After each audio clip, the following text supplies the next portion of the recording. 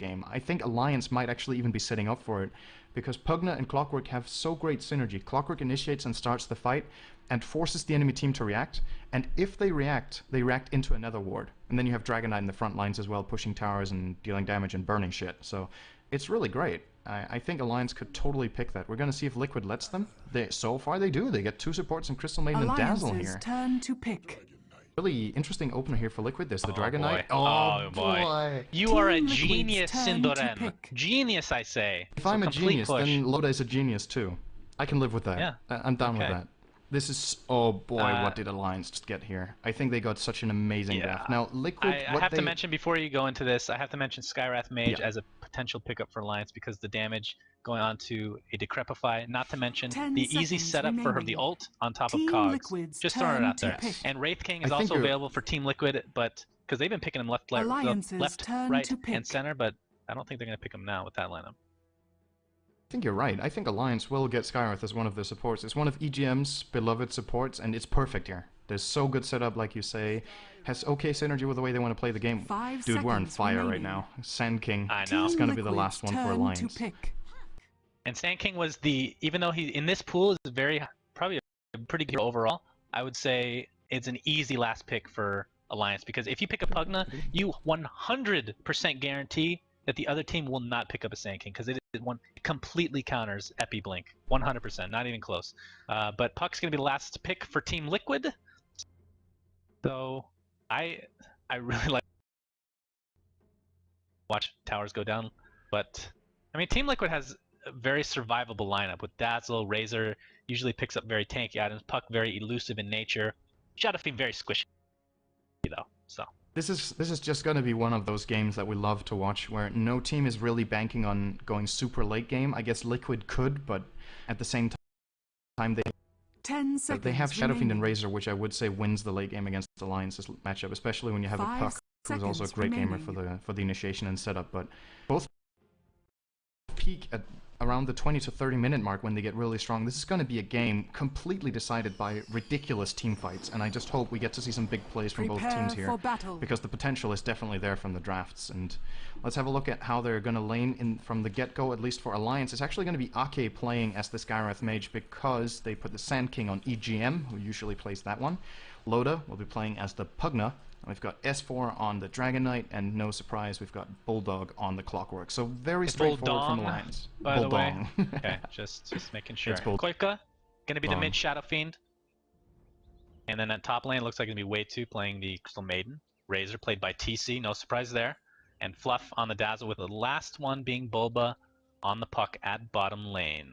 What do you think about these lane setups with, let's see, it's Razor, Crystal Maiden. Is that the IX mic? No, okay. I thought that was the IX mic set. I don't think it is.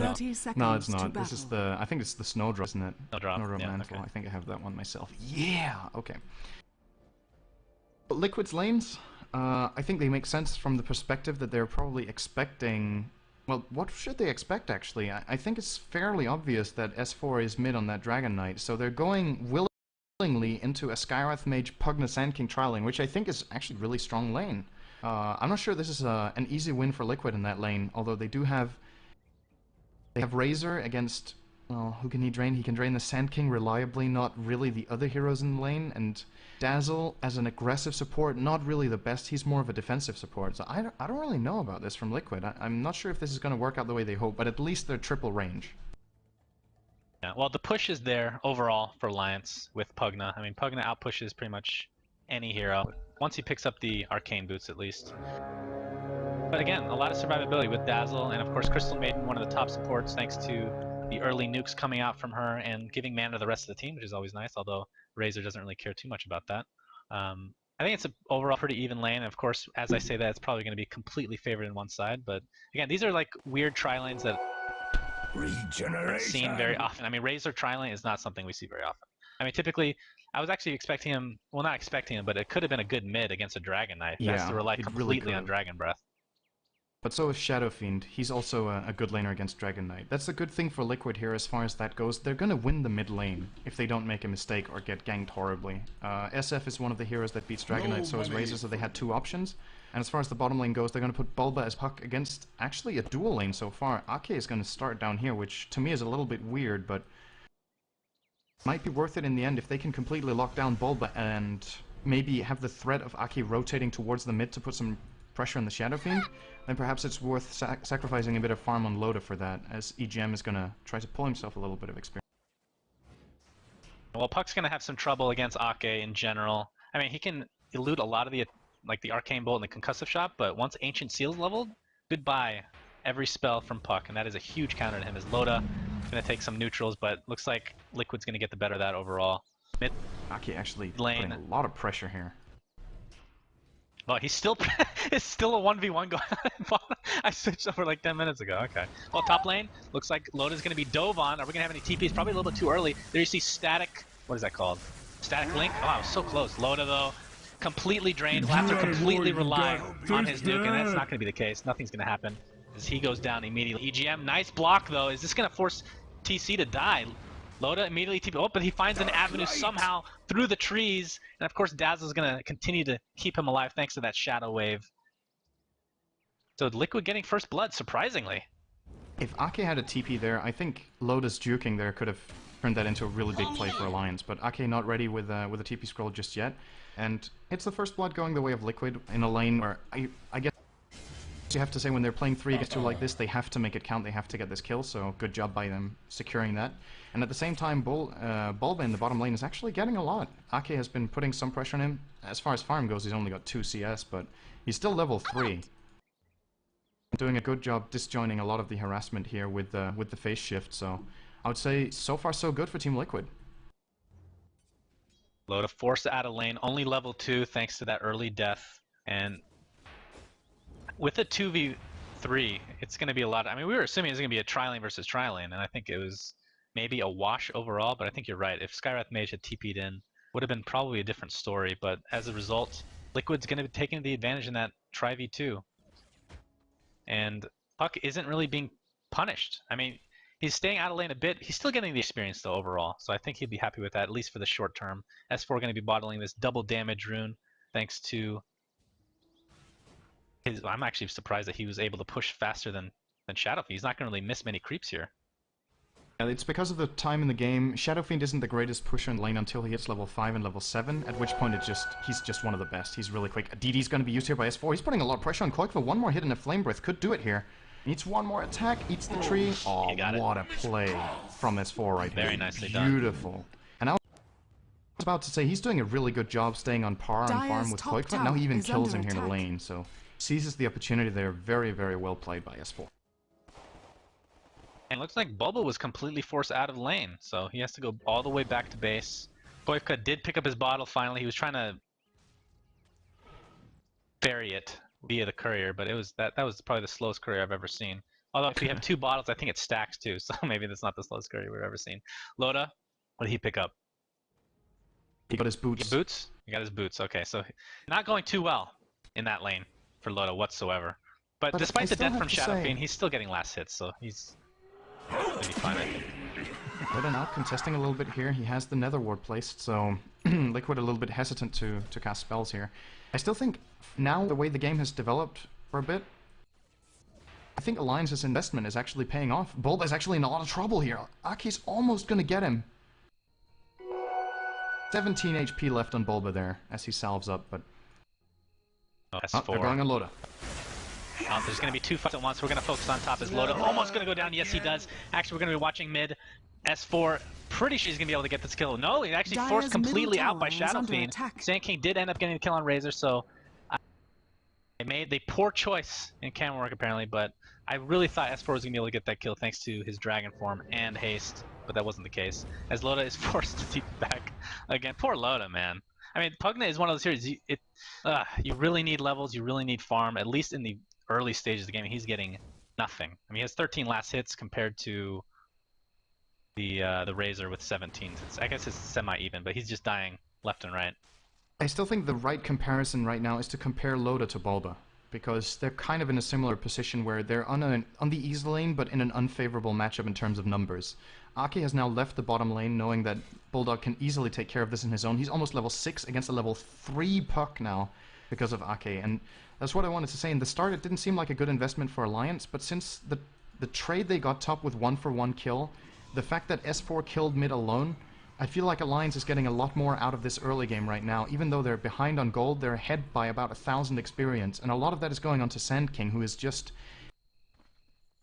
in my book, top 3 supports you love to get early levels on. He is amazing at putting that to use with the Burrow Strike, and Aki being only level 2, and they're still ahead by 1k experience, really tells the story of the game right now. Oh, Loda might get sandwiched in. Fluff has level 2 in Poison Touch, but he's going to make it to his tower, it looks like. But yeah, EGM, I'm sure once he hits the level 5, picking me that level 3 Burrow Strike, things will change as far as ganking potential is concerned. Koivka Radiant's middle tower is under attack. bottles up Invis Rune. He's going to continue to jungle with that Sandstorm. This is something... Was it him in game 1 of the first series that we saw doing just that? Is Loda? Yeah, exactly. Oh boy, he's in a lot of trouble.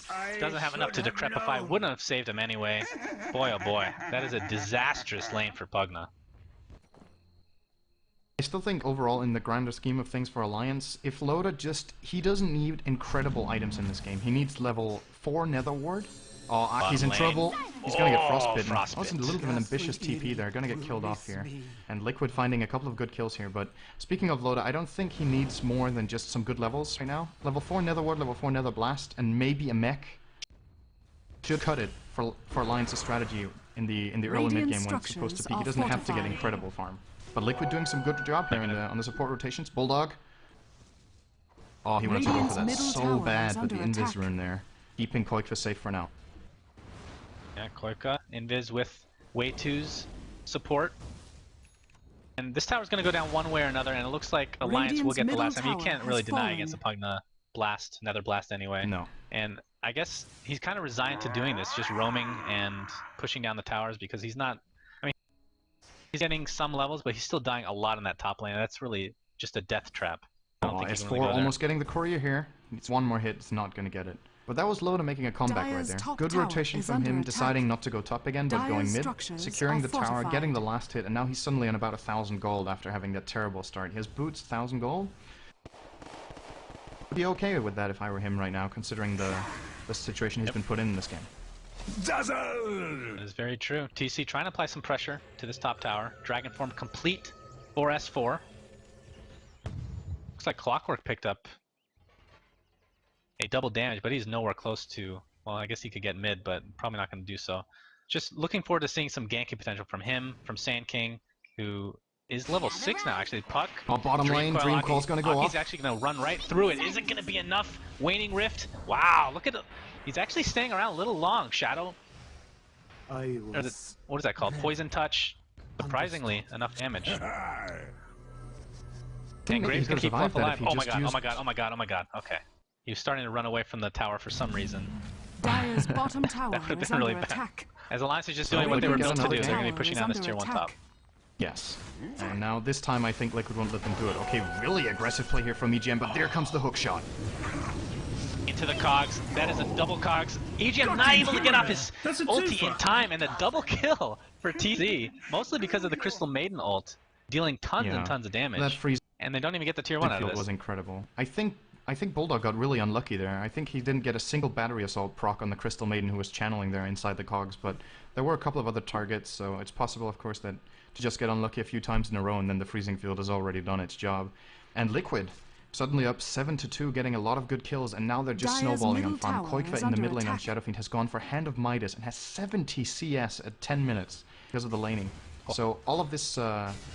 Dire's top I was about to say, like, 2 minutes ago, I was like, this game is shaping up to what I was hoping it would be. It's going to be really even down to these team fights. And then Liquid just found 4 or 5 good kills, and it's got a lot of gold on the back of it. And this is shaping up to be a really one-sided affair now, unless Alliance get one good team fight very soon. Yeah, well, I mean, they still have the potential to push down towers and gain some gold advantage that way. But you're right, it is definitely favoring Liquid at this point. Continuing to trend in their favor. Bulldong.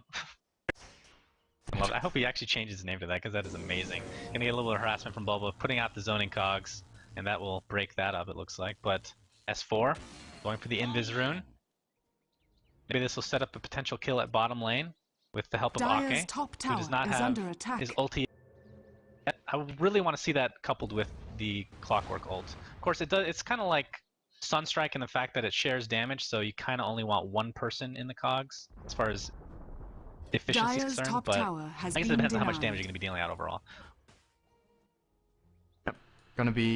This is going to be all down to the teamfight execution, and I think the pressure is on Alliance. They picked a lineup that needs to start pushing towers right now, and not because Liquid has absolutely absurdly strong late game, but if you look at their heroes and their composition, if they get into a start like this with a Hand of Midas mid Shadow Fiend who gets this amount of... bottom lane, nice sentry. S4 is going to get caught out, Waning Rift, but there comes the stun from him. Along with the double Burrow Strike, EGM, what a dream Burrow Strike. Not able to get way 2 though. 2-for-0 exchange in the favor of Alliance. That's exactly what they need. Hook strike going to follow by Admiral Bulldog. And there we see the combination that they're waiting for as Razor is resigned to his death. That is a 3-for-0 exchange in favor of Alliance. That's exactly what they need. They need to probably push down a tower in the meantime. Where's Pugna at this point? He's going to be getting this tier 1, hopefully. Oh, great fight from Alliance. Where's Pugna? I didn't mean it like that, I swear. Radiant's top tower is under attack. Coincidence? Well, that was so big for Alliance. Just as Liquid get a big fight, Alliance get it the other way. I still think Liquid, after conceding those 3 heroes, they're still in a commanding position, but this means that if Alliance manage to do it again, and as you say, if Loda is there, then they're probably going to be able to claim the tower, and then they're going to start being able to take over the map bit by bit. When Shadow Fiend goes for Midas like this, it's a non-value item right now. It's going to pay itself back in time, but I feel like Koikfa going for Midas against this Alliance lineup is really greedy when you think about it, because he doesn't want to be weak when Alliance tries to push these towers, but for now it's worked out for him because Liquid just played such a good early game with their rotating supports that he can afford it. But this could end up backfiring really hard if Alliance hit another good fight within the next few minutes. Then Koikfa, what can he contribute? He doesn't have anything yet. He's kind of dependent on his team to make the moves so far. It's definitely a risk, and I'm not sure if it was warranted, but he did it anyway. I mean, he is 2 levels higher than everyone in the game, so he has that going for him. And of course, the Midas is just going to contribute towards that factor, going to snowball that. But yeah, you're right. He needs a BKB badly. I'm not sure if he does that first or not. Mid lane, Boba, getting dragged. Is this going to be enough damage? Yes, indeed it is. So Alliance. EGM has that Blink Dagger out of nowhere. I know he's been jungling with Sandstorm. I saw him getting level 7. That's a 12-minute Blink Dagger still on a support Sand King. It's typical EGM. Just finds the farm in... Incoming! Seemingly out of nowhere. TC. Oh, missed hook shot from Admiral Bulldog, but he's still down here. Are they going to be able to get the cogs or battery assault? No! Radiant's bottom tower is under attack. A little late on the cogs, but they're going to be happy with the tier 1 at the very least. Yeah. Dragon Knight somehow catching up in levels all of a sudden with the Shadow Radiant's Fiend. bottom tower has It's fallen. weird to say catching up because he solo killed the Shadow Fiend in the start. That's just, you know, then That's true. After you solo kill your mid lane opponent, you've pretty much just won the lane and you should be snowballing. But Koikfa found so much farm, went for the Midas, and because of that, of course, he has the golden experience advantage right now, combined with the fact that he has 110 CS at 13 minutes, which is pretty much almost as good as it gets, especially considering he died once, so this is I very think we should keep impressive. one thing in mind here, and it's not like this is a bad pickup, but I just have to note that getting a BKB this early, as we might have a gank attempt on S4, who is in a lot of trouble. Gonna take a Frostbite with the Nova first, actually. Poison Touch to follow. Doesn't pop anything. He knows he's dead. But what I want to talk about, getting a BKB this early, the later the game goes, the faster that is going to lose its effect. I mean, it's going to end up being a 4-second BKB before you know it, especially with Alliance's lineup in general just being so aggressive. So just look out for that. By picking up the early BKB, I don't know. I mean, it's a good choice. I'm not saying it's a bad choice. It's just... I still think it's the choice, to be honest. I know what you all want, denied by Loda. It seems like every series in this tournament so far, we get an epic deny every game. Like 1 against 3 or 1 against 4. I think we've had it in every series, and Loda making the big play there. I would say BKB is still the choice. When you look at Alliance's lineup, there's no denying it. You bypass the Nether Ward, you bypass everything about pretty much every hero on Alliance is actually terrible when the enemy team has magic immunity. So this is the choice to make for Koikfa, but right, when you get it early and you start taking the fights, it of course loses efficiency over time, but I don't think Koikfa is going to care about that. If he gets 2 or 3 kills every time he uses it, then he could just buy a new one if he's worried about the duration later on. That's going to be a huge thing to keep in mind as well. So it's really going to pay off here. Loda going to be going for a Necro Book. guess we shouldn't be surprised with that, considering the name of the game is push for Alliance. Despite not having as many towers as I think they would want to, Pugna though. Oh, Loda's in trouble. Yeah. What? Okay, What? Fluff's just gonna TP out right in his face. And ShadowFiend as well. They saw the hasted Dragon Knight. Okay, that's good. Yeah, they have a ward Good there call, and they though. immediately get out. Good call. I didn't see the Dragon Knight coming, so I was like, that was the weirdest initiate I've ever seen. Hey, Loda. Walks in, ready to Shadow to use his Poison Touch, and then just TP's out. I was wondering if he misclicked and wanted to use an item like an urn Radiant's or something. top tower is under attack. Got the hell Mid out of there. lane. Yep. Admiral Bulldog's thinking about it. Thinking about that hook shot. Well, EGM is in a great position. He's going to go for it. EGM ult. He's going to go directly on Koipa and the hook shot. But there's the Grave. Requiem of Souls almost used, but he's going to cancel at the last second way too. Looks like he's going to go down the Dragon Knight, but ShadowFiend does fall along with Bulldog. Skywrath Mage to follow. It is a 2-for-2 exchange at this point. Looks like no further kill. Although Liquid looking for more. There comes the Dream Coil. What he used in this fight because he wasn't even here, but Bulba getting bursted down like none other. So 3-2 in favor of Alliance. Getting a really good initiation, but it was a good recovery from Liquid. Yeah, the shallow grave really saved everything there. If that wasn't on ShadowFiend at the right time there, that fight would have been a total disaster. And the reason Koipa cancels his Requiem is that he has a Clockwork standing next to him using the Battery Assault, so there's no way in hell he's ever going to get it off, and doing the right thing by trying to run does get picked off in the end. I just have to say, EGM in this game for me has been absolutely phenomenal. He has made not a single bad decision, and you're right. The entire series for me so far, he's definitely the MVP. Absolutely amazing performance from him so far. Absolutely. Top lane way too. Better be careful. Yeah, he could be in trouble Blink here. Dagger, If he EGM. goes forward. Available to dive. Question is, do they want to commit? Not looking like that's going to be the case. Radiant's and probably the top right choice now tower is that under Bulba is attack. here. Although Dream Coil is down, so perhaps they give you pick up 2 if they want it, but attack. way not going to happen. Koipa looking at the jungle. He's going to get hook shot. Nice vision from Admiral Bulldog and Alliance, and that is going to be an easy kill. And again, he's being punished for getting that Midas. He doesn't have much tank ability. He has the Ogre Club, but yeah, if he no didn't BKB get the yet. Midas, he would have had the BKB in this in the last fight Top and lane. on that gank. A late initiation on Way2, who's way out of position and will fall Way as well. too far up. Huh. That's been overplayed. Come on, Sidney. You used it once, I used it once. Come on, it's a fair deal. Okay. I get to use your bad Radiant's deal. I used it like tower is under attack. Then Either way, I can Lotus gonna be definitely use it defending. once. Okay. Alliance, Radiant's top gonna do the tower top tier has 1, and fallen. Lotus defending the bottom lane. This... Looking a little bit... I'm trying to find out what these graphs resemble. It's, Let's see. Radiant's top tower is under attack. It's Radiant structures It's like a are really... Mount fortified. Rushmore. I was going to say breasts that are really deformed. Radiant's I top have very tower dirty is minds. under So. attack. Actually, I Yeah. could say it's my breast. How am I supposed to take over from that? I know, you're going to be too turned on to be able to even cast at this point. Yeah, I don't blame you. I can't. I don't know what to do about myself. I'm really trying to focus on the game right now, but I can't think of anything else than you naked for some reason. Oh my goodness. Okay. Oh my goodness, Sinan. Ooh, it's getting hot in here while Loda's pushing bottom. What are we gonna do, SUNSfan? He has a level... Oh, it's a level 1 right now, but he has level 2 in his stash. Top lane though, Burrow Strike, along with the Epicenter. Nice Grave. Is this going to keep him long? Just 2 TPs to follow. Koika not able to reinitiate back in though. Poison Touch looking to be used, Radiant's but bottom tower doesn't have is any under actual attack. backups. I'm not sure. Bottom lane, and this is exactly where Alliance punishes you. You're not able to really... You're not able to get the kill on ShadowFiend, but at the same time, this bottom lane is taking a ton of damage. Hook shot on the way to, and there's combination again. Okay, goodbye, Wow. Way2. And he even has a haste rune, so he's gonna get out of here. I Radiant's think. bottom Oh, tower that's is a dream under call. attack. Never mind that. He's probably falling.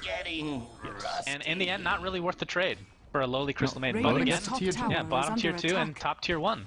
Although I'm not sure they'll Wow. be able to clean Yeah, this top up. tier 2 as well, actually. I think S4 is gonna finish this. EKB TP out, and S4, sorry, EGM can blink if he wants. Oh my God, Radiant's so top greedy trying to get the tower last has hit. Just fallen. get it already. But yeah, he's going to do just that, and we'll get out. No problem. That was a 10-second BKB for that, though. It's really interesting to see, though. It's like, in the last game, I was praising Alliance so much for their execution, early game decision making, and the mid game as well. And this game, it was like Liquid played an as good early game as Alliance did in the last one, and now Alliance has just found their stride that they had in the last game. The last 10 minutes for Alliance, I almost can't put a finger on anything they've done. It's been so well done, everything on the map. That split push they just executed there out of nowhere, Sure, they like you said, they sacrificed the clockwork for a kill and 2 tier 2 towers.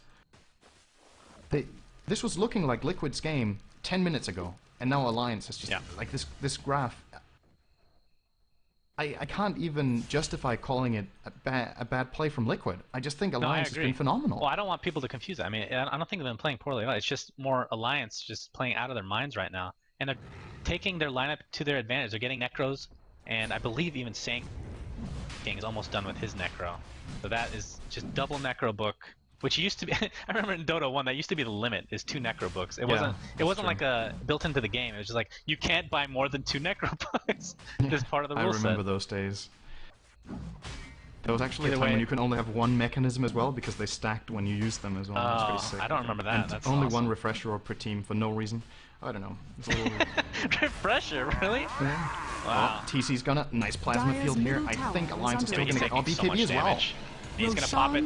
Looks like Age is gonna be picked up by Alliance though. Here comes the Sand King ulti, along with Koika, trying to do as much damage as he can, but just not gonna be enough, it looks like. Although Alliance is very low, nice shallow grave. Gonna keep Koika alive for now, and a great prospect, but there's the hook shot! That's a double kill for Admiral. Hold on, make that triple. I believe that was a double hook shot kill, if I'm not mistaken, because it has a small AoE. Oh, that was disgusting. Okay. Disgusting is once again, I'm allowed to say it, that was disgusting. I'm out of words for this, seriously. Speechless. I'm really out of words for these plays by Alliance. I'm just really enjoying watching this game to the fullest. I'm gonna come off like the hugest fanboy now, but seriously, I can't really fault them for anything they're doing apart from their early game. The only thing I really want to come back to for Team Liquid that they've made as a crucial mistake is still that BKB getting picked up so late by Koikva. I think the Midas here has cost them, but it's hard to say whether or not having the BKB earlier would have made a significant difference. But I think Alliance has just seized the opportunity they got, and they've just made so much out of it. Getting the Roshan there as well. That wasn't a bad initiation from Liquid either. They got a very nice decision from TC to move in like he did when he did. Koikva got a full Requiem off, and it still wasn't enough. So what can they hope for at this point? Alliance are racking up these huge items. Loda, who was completely sacked, now has a 20-minute Necro 3. Look at the graphs right now. Yeah, like when we were talking originally, it was downward sloping, but this is a cliff, you know? This is just plummeting. It's actually the fiscal cliff right there. Yeah. That is the US economy right there, in a nutshell. US economy. This graph is illustrating Obamacare. Oh, peace. Oh, boy. How dare you, by the way. How dare you. Dire's structures I really shouldn't. We love healthcare. Tier 1. Everybody has, it says Universal. Oh, here we go, Bulldog. Another initiation. Way 2's gonna live. Shallow Grave was used on Crystal Maiden, though. Is that gonna be a mistake? Dream Core to follow. TC is dead, popping the BKB. Is he dead? Maybe. Maybe. The hell is he getting out of this line? Lives. I have absolutely no idea. Hook shot, though. It's gonna hit. That's They really want to kill TC, though.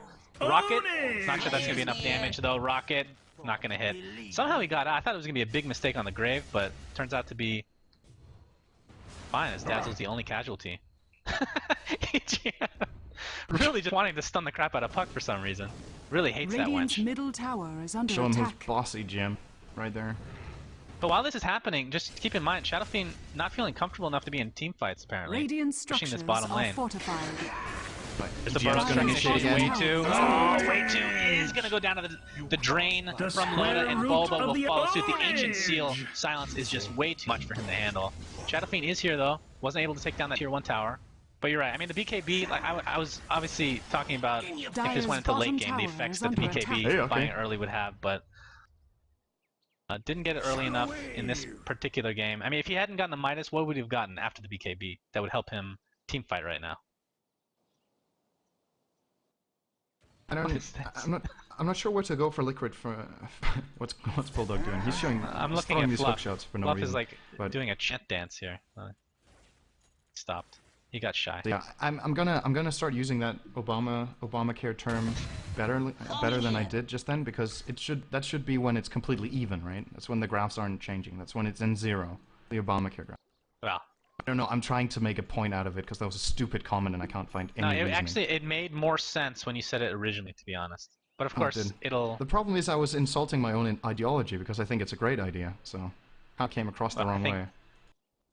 Let's talk about politics the rest of the match. We should totally do that. So what do you think? Dyer's BGM's middle gonna deny tower this About tier has one been mid. Alliance's denied. idea of applying mass labor through the use of Necronomicons as their conscripts of battle. They enjoy slave labor, really. I mean, Yeah, they're not even I mean, paying what the they're doing, Loda Necronomicons. is the slave in this scenario because he's been dying. Oh, Bulldog. Every single Bulldog. fight. He's gonna find a hit here. Directly and on way Bulldog to. ages- oh He's actually my gonna abandon goodness. him. Dyer's Look at middle this damage. tower Oh, is under nice, attack. nice grave at the last second, but force that from Aki. Very nice. Gonna keep Bulba alive, and Aki will probably. Oh my God! Double kill for Loda. Oh, that ward. That ward is so sick. As Crystal Maiden apparently dies. I didn't say it. I did not say it. You wanted to. I did. I guess that's the thing we haven't really mentioned. I mean, the ward obviously is probably the biggest teamfight contributor for Pugna. Honestly, I would say the biggest teamfight contributor, period. I would put it over Sand King. Although the initiation from Clockwork is actually, I would put that higher. Radiant's Either middle way, it's tower something has that been cannot denied. be overlooked. As he still has an Aegis, so this Rax in all likelihood will be going down. Nether Blast coming up. And in fact, he has Aghanim Scepter almost finished at base. Just gonna be harassing down. Watch for the blast to continue to come out. There comes the initiation from EGM. Grave on Koifka, gonna keep him alive for now, but are the cogs gonna come out to ensure the kill? It looks like that might be the case. Koifka is still alive, but will finally pop. And Loda, who finally used the Aegis, they're gonna clean up this Rax, but is it gonna cost Loda his life? He's gonna take some damage. Oh, Necro. Gonna try to stay alive, but it's really gonna prevent the inevitable. Oh my God, Bulldog just going balls deep. S4, look at damage from Alliance. Good Lord, woman. Almost said disgusting again, but I didn't say it. Oh my God! Oh, and another hook Oh shot. my God! Bulldog has been on point as well, the not gonna Aghanim lie. He's Scepter. landed some amazing hook Absolutely. shots in this game so But he far. can only play 2 heroes, Syndra. Come on. Oh, really? I think Yeah. he can play a lot of heroes. What heroes has he played so far in this tournament? I think he's played Well, like I was being 5 or 6. I was being facetious. God. I know you Okay. were. But people are gonna think you're just Okay, being an ass. Oh no. Which is actually kind of true as well some of the time. But Yeah. it's okay. We get along. Everybody thinks I'm such a jerk. I'm such Yeah. a sweetheart, though. You know. Such a cutie. Well, Alliance majorly ahead major right fight now. there. Even though they lose load in the end, they got what they came for. It's spiraling out of control. There's no other way to put it. This slope is just continuing down, down, down for Alliance here, and This is the Great Depression graph that I'm looking it really. at. We should stop doing that now. Okay, you get one use because That's okay. I did a bad That's joke from as well. So. no. That's from the 20s, so nobody cares about that anymore. It's not like nobody's sore about it. is what I'm Hashtag trying to US say. economics. Absolutely. Loda picks up his Aghanim Scepter. What do you think about that? I mean, it makes him tankier, and his life drain has absolutely no cooldown. It's a very common It pickup. doesn't really matter at this point, I guess. A very common pickup and gives it a lot of Well, I great would figure stats. Mech And would be first before that, though. I'm surprised they didn't get a mech as well. I would agree with that though, because they have so much farm on all their heroes, and I think definitely one of them should be getting a mech. Here we go, initiation. S4 pops his BKB. There comes the hookshot and the grave, as you can expect, coming out. But TC, I would be shocked if he gets out of this time. It's Kwakwa. I can't even pronounce his name in this teamfight. He gets off his ultimate. Able to get 1 kill. Dragon Knight falls. This is surprising as Alliance is going down. But there goes Koika, and that is their main damage source. So Liquid might have to back out here. Razor, how much damage is not much damage to speak of. As Loda almost able to get the kill thanks to his ultimate, but gets silenced at the last second. Can't get that off that one either. So a 3-for-2 exchange. Very well played by TC in this. I was surprised he even chose to use the BKB. He had like 100 health, got saved by the shallow grave. He used the BKB, he used his wand, and realized that he could simply just run out of that. He stayed alive the whole fight, he dealt so much damage, and he had nothing to fight with, basically, apart from his abilities. So very well done here by TC. I think the Requiem from Koiko was amazing as well. And surprisingly enough, Liquid are staying Radiant's alive here. bottom tower is under attack. Why do I have trouble with that name in teamfights? Koika. Koikva. Koifka? No. There's an F? Koikva. Koifka. I'm just gonna call him Shadow Fiend. Right, you're gonna need some coaching on that. Hey, at least I can almost say Chabost. No, that's good. That makes it even I look worse that you forward- I can't say look something for- as simple as Koikva, doesn't it? Well, I could say it before this game, but apparently I've had a stroke after all this politics talk, so I can just blame it on you. Just a round blanketing statement there. Yeah, that's all my Oh, Razor, fault I didn't even somehow. realize had the Aghanim Scepter, but they're not really trying to push. if he can get if he can get a refresher, then this will be awesome to watch. Absolutely awesome. We didn't even mention with that plus the Shadow Fiend aura and Dazzle ultimate. That is a lot of minus armor. I don't know how we didn't mention that one time. It's too bad they're not on Dire because they could actually have the opportunity. They could have the opportunity to come back here if they could get Roche, and they were Dire. But unfortunately, it looks like Alliance is going to do just that. This one is going to be absolutely impossible. If Liquid go and try to contest this, they're going to lose the game, I think. They can't get in here. The fight in the jungle was so good for them because Alliance initiated onto Liquid, and they were in a very good position for them to get off their abilities correctly in this clutch area with Shadowfiend getting in. And, of course, with TC getting the Shallow Grave like he needs. But if they try to go into the Roche pit, they're going to get completely initiated on outside the pit. And actually, speaking of which... I don't know if they can get him though. Oh, the Burrow Strike to follow. Goodness, Great initiation and the Bulldog. Ancient Seal to secure the kill. Wow, that layering of stuns and silences was perfect. Absolutely perfect. Bulldog is hitting completely these hooks. dumbfounded. Dumbfounded. He's really hitting them left, right, and center. He's missed very few of them, and they were irrelevant. It's incredible what he's pulling off so far. And I guess when we say so far, it's basically... in all likelihood approaching what could be the end of the game right now, as Alliance are going to try to push the base. They do have a Necronomicon 3 on cooldown for Loda, unfortunately for them, so can't really go for it right now with that, but still, he has the TC Aegis. popped his ult so early. S4 in Dragon form, probably going to pop his BKB here. TC stealing as much damage as possible, stealing a decent amount. Finally, S4 pops the BKB. Of course, that doesn't stop Static Link in that case. Loda, oh my god, almost solos Crystal Maiden with just his ultimate. Speaking of ultimates, Epicenter, nice Grave is going to keep Bulba alive for now. Shadow Fiend ult coming out. Nobody dead for Alliance. Make that one in Skywrath Mage. Another amazing hookshot and cog combination for Bulldog as he has been the MVP in these fights for sure. Alliance really low, but only one alive for Liquid. So this, in all likelihood, is a dead Tier 3 tower. If not GG, perhaps. They could, if there's no buybacks here. Yeah, GG. Yeah, and the GG's come out for TC. I think this game is, this game is completely over. The chance of coming back here is almost nil, so... Alliance really... Alliance victory. It's been the same Alliance we saw against Fnatic, I feel. First game is a little bit shaky, and then game 2 and 3, they're just playing out of their minds. And once again, I want to say, apart from that decision we talked about with Shadowfiend's BKB, I still feel like you saw in every one of those fights, Liquid, they get up these low graves from Fluff. They got an amazing freezing field in the early game. Razor's doing a great job in these fights. Puck is getting his spells off the way he can. Is really hard against Pugna, mind you, and Skywrath. Playing Puck in this game is very difficult. And still, Alliance just overpowered them completely. It's beautiful to watch this kind of Dota, and I have to say, if Liquid continue playing the good, especially they had some really good moves in games 1 and 2. I feel like in this game 3 they didn't have as much to bring as in the other games when we got a little further, but I feel like they definitely have a good shot at reaching the playoffs with how they play today. Absolutely. But Alliance taking the 2-1 victory, that's 2-1 in both their series, and of course, as Cinder mentioned in the beginning of our cast, the round robin point system is actually different than most tournaments because if you go 2-0, you actually get more points than going 2 for 1. So as a result, Na'Vi was in the lead, but of course, since they've only played one match, Alliance is now technically in the lead with, I believe, 4 points at this point.